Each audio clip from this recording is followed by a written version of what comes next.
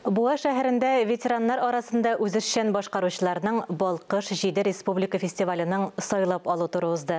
Анда Буа зонасына кергән 10-га якын районның сәнгать сөюче, җыр-моңга гашыйк өлкән яшьтәге кешеләр катнашты.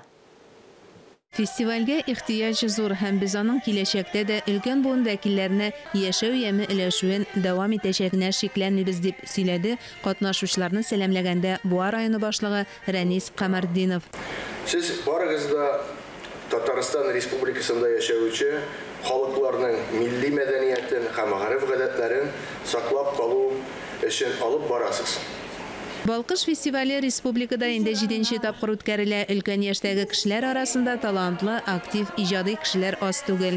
Матур күрмәкләр дисеңме, матур дисеңме, барысы җырлаулары дисеңме, сокланып карап тордым, сокланып. Шуңа күрә бу шара гел бер дә сүнмәсен, гел булып торсын иде.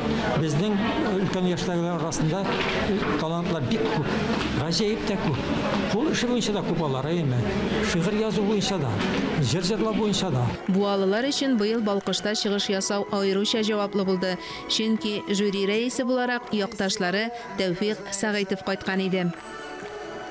Менә алардан карап, тормышның үткәненә дә әйләнеп кайтасың. Тормышның теге соңгы елларына да, һәм тормышның киләчәгенә дә. Алар сыгылып тәргә ирек бирмиләр. Алар кайгыга нигә бирелергә дә ирек бирмиләр. Аларда омтылыш, аларда тормышның кайнап торуы, аларда матур итеп яши белүнең билгеләре һәм мисалы. Сәхнә ул бер сихри җир. Бирегә бер килеп эләксәң, кире китеп булмый, үзенә тартып тора ди ветераннар. Алар өчен җиңү түгел, ә катнашу мөһим.